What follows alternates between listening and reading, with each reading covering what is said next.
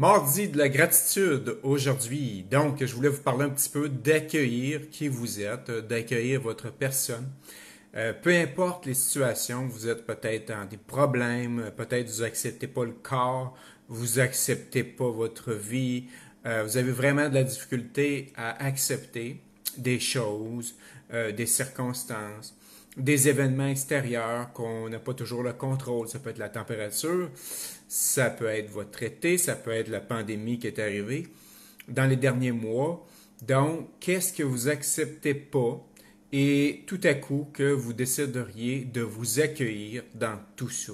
S'accueillir dans sa faiblesse, s'accueillir dans ses fragilités, s'accueillir dans ses imperfections. Et c'est une charité bien ordonnée, comme on dit, commence par soi-même si on veut être capable d'accepter les autres, d'accepter l'imperfection chez les autres. Et nous sommes amenés, je dirais, à travailler dans notre vie sur notre intérieur, sur notre richesse intérieure, pas nos choses extérieures, pas nos richesses nécessairement externes. Évidemment, des biens peuvent nous aider, un compte de banque peut nous aider, évidemment, il ne faut pas nier ça. Par contre, l'objectif sera toujours de votre début de vie, je dirais, à votre fin de vie, sera toujours de travailler le plus possible sur vos états, je dirais vos émotions, tout ce qui se passe à l'intérieur de vous. La richesse qu'on peut avoir dans notre vie, c'est celle d'être bien à l'intérieur. Et évidemment, quand il y a des circonstances, il y a beaucoup de circonstances qui nous déplaisent, évidemment, ça peut affecter notre intérieur. Mais l'objectif, c'est toujours de se ramener à cet intérieur-là. Et comment on fait ça? Bien évidemment, ça va être peut-être par faire de l'exercice, ça va être peut-être par parler à quelqu'un. Évidemment, il y a des pas, il y a des choses, des actions à mettre en place pour ressentir plus de bien-être à l'intérieur. Parce que notre vie, finalement, va finir avec votre état intérieur, pas autre chose. Donc, comment va avoir été ma vie sera en fonction de ce que je ressens à l'intérieur. Est-ce que j'ai de l'amour à l'intérieur pour moi? Est-ce que j'ai de l'amour envers l'univers, envers Dieu, envers mon Créateur, envers les autres? Est-ce que j'utilise cette charité-là, finalement, envers soi et envers les autres?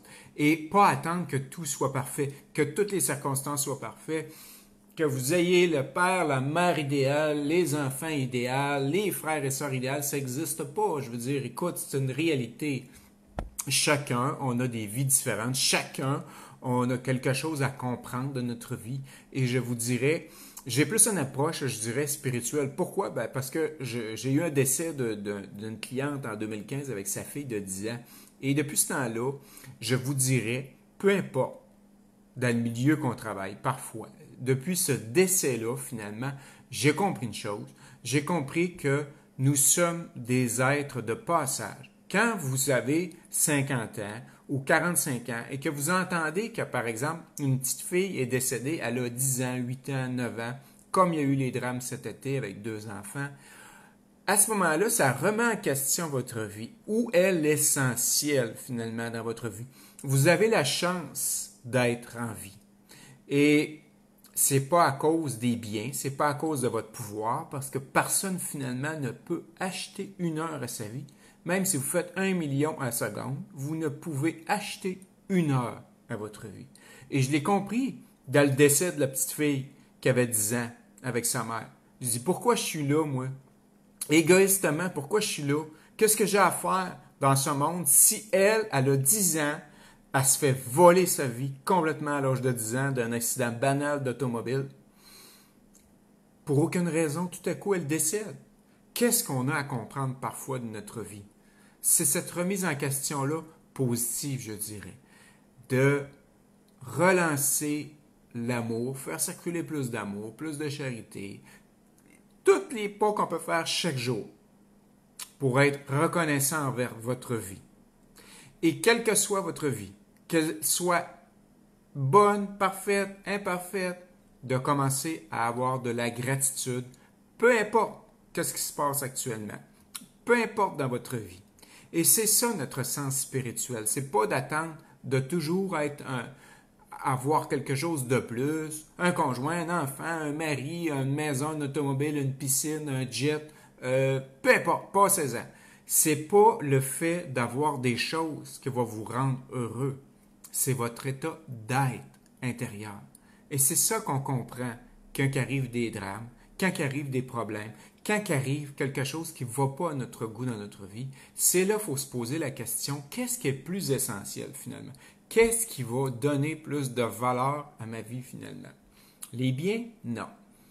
L'amour que j'ai, la compassion, le fait d'être social, le fait d'aimer, le fait de rencontrer des gens, le fait de, je dirais, de développer son charisme, de développer évidemment notre attitude, notre côté bonheur, notre côté charismatique, je dirais, avec la vie, notre côté gratitude envers la vie, notre côté humain de l'humain, qu'on doit tout simplement prendre le temps de s'arrêter et de développer ce leadership-là spirituel qui a, lui, le sens unique de notre vie. Même si la semaine prochaine, vous avez un gros bonus, même si vous avez une promotion de carrière, même si vous trouvez un emploi, ça ne changera pas. Si vous êtes malheureux, vous avez tout ça, ça risque que vous pouvez être encore malheureux. Donc, il y a quelque chose que j'apprends moi-même dans tout ce que j'ai fait, dans tout ce que je dis, dans tout ce que j'accomplis. J'apprends à l'intérieur de moi chaque journée à devenir peut-être une meilleure personne, à donner plus, mais c'est là qu'il faut s'arrêter, au sens spirituel. Et ce sens spirituel-là va au-delà de tout ce que vous possédez. Chaque jour est peut-être la dernière. Donc, comment voulez-vous, je dirais, passer votre journée? Qu'est-ce que vous voulez donner à quelqu'un? Qu'est-ce que vous voulez faire aujourd'hui? Quelle différence vous voulez faire?